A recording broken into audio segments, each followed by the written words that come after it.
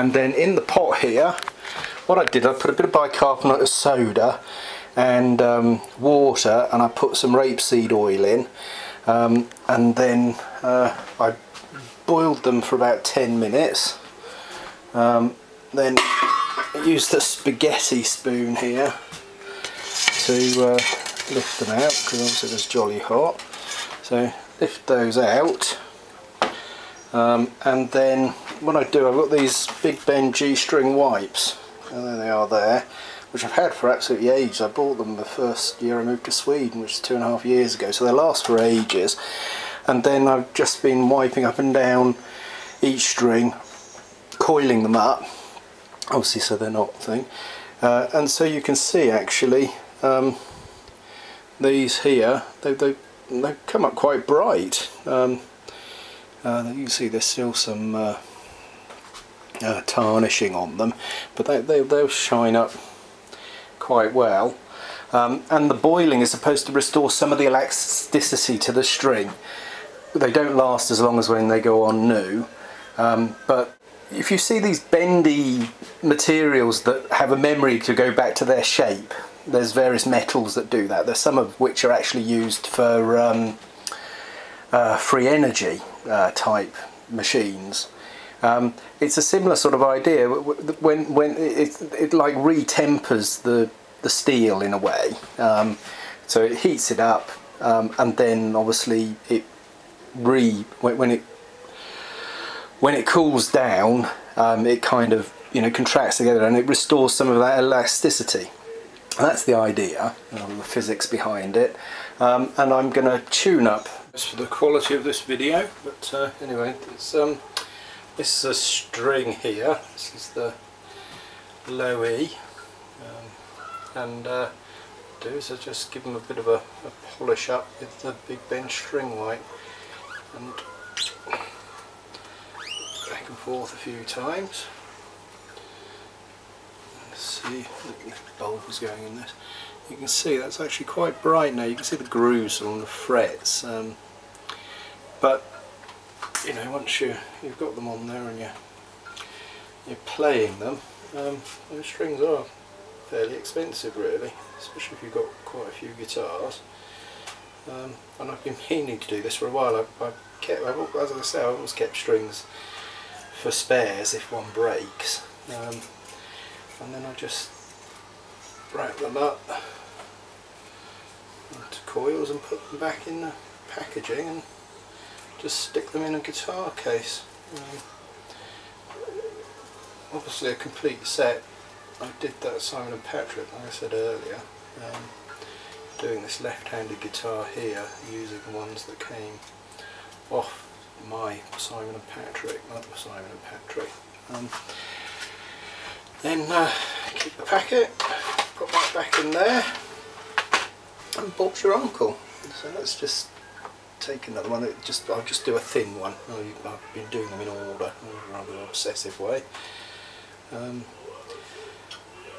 I stick them in the pot coiled up, or I stuck them in the pot coiled up. So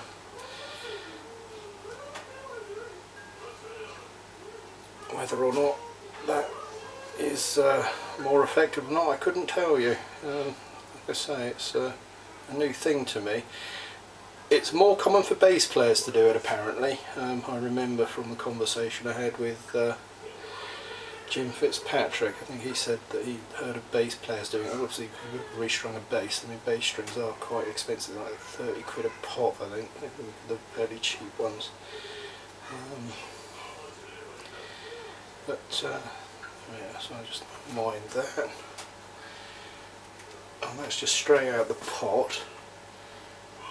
You probably won't be able to see, but it's slightly tarnished still. But you can see the muck that has been coming off even after they've been boiled. I guess that's in between the coils on the wound strings. But on this, it gets it dry out with obviously the alcohol or whatever it is they put in these cloths. As I say, it easily removes dirt, oil and oxides. So there we are. Do that, and there you go. Well, just coming up to the last one now. This is the B string. I did the lightest one earlier. Where the end of the string hooks into the tuning peg is slightly bent usually, and I find with some these pointy pliers you can sort of straighten those out a bit, but in fact they're quite handy for coiling round. I mean, obviously you don't want the kink where it was bent before to be nearer the bridge, because it'd be a weak thing and it might need to be break then. But if you hook it on either where it was before, or straighten that bit out and hook it a bit further down, it means that the weakest point of the string is actually away from the tension. As long as when you put your strings on you don't cut them too short, you've got a little bit of play left there anyway. So just doing the last one here, look.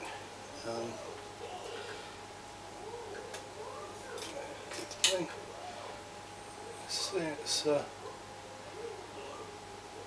obviously not like new, but the tarnish in there, and they do feel, I don't know if this is just kind of a selective bias, but they do feel less brittle than they did before they were boiled.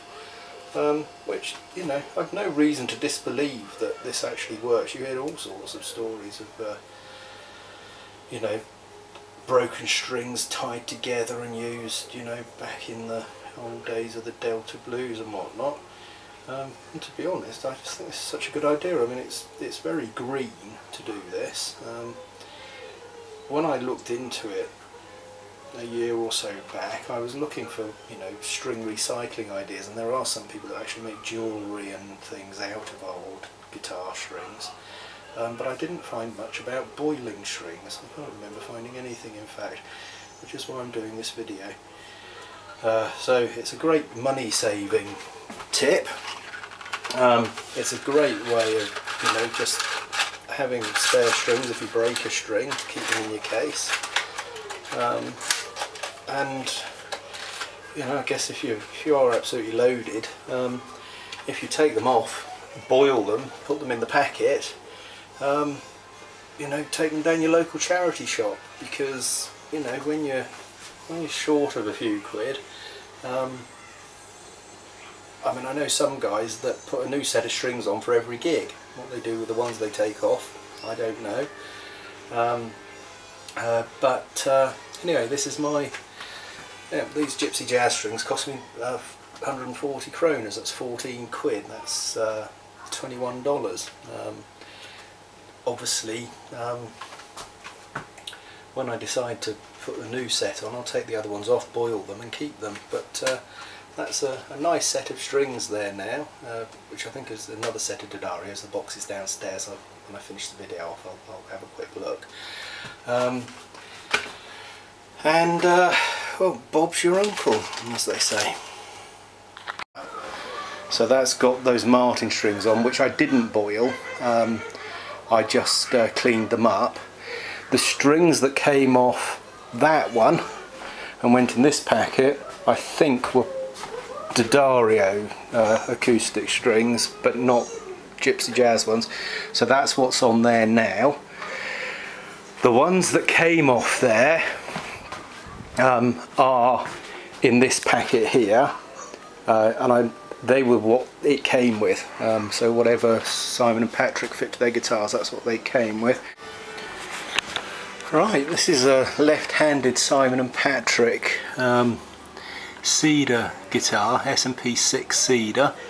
I don't know if it's laminated sides and back, but what I've done is I've just done an old string boiling trick which I read about. I've discussed somewhere else, elsewhere on the internet a few years back, but I decided to do it myself. I usually keep the strings I take off just in case they break. Anyway, so This now is a set of spare ones with this Simon and Patrick. This is the case actually for my Taylor 12 string that got stolen. Handy guitar.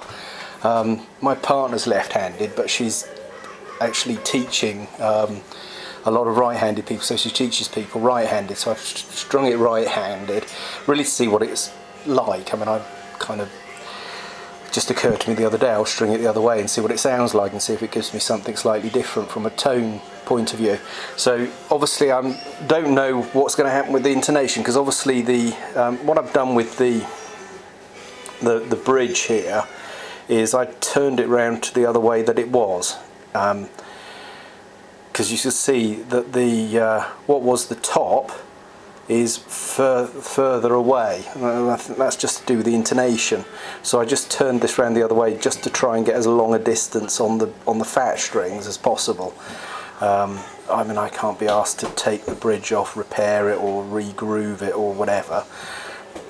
I suppose it'd be easy enough to do, but I'm going to have a go at that and see what it goes like. But that's anyway, boiled strings. In these hard times, it's a bit like good housekeeping, or you know. So a frugal tip for the guitar strings. What do you think, Rasmus? It's a good idea, isn't it? We'll tune him up in a minute and see what we think, huh? See if it's worked. Yeah, so I've given it a polish. It got a hell of a beating when Rhiannon was littler. They used to have it on the floor jumping on it, which are those sort of dents and whatnot that you can see. But anyway, we'll see what that's like in a minute. Yeah, here we are, back in the studio now. The strings that I have on this guitar now, which I boiled, I think are these ones. They're Phosphor Bronze D'Addario 11 to 52s, which I took off my...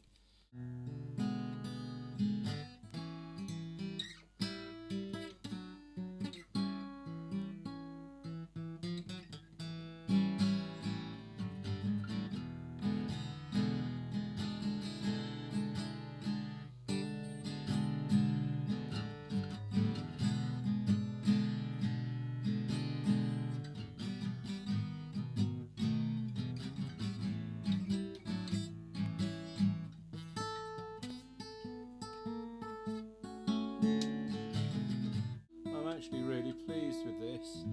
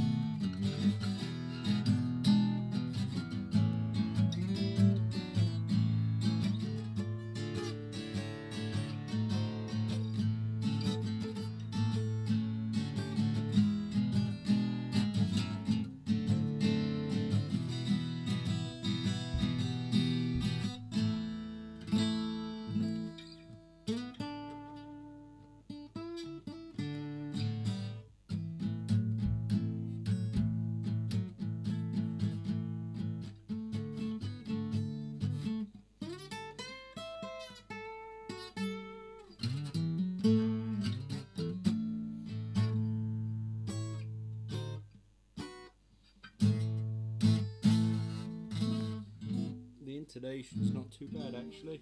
Anyway, let's see how that's sounding. But boiled strings, how about that? And very, very messy fingers.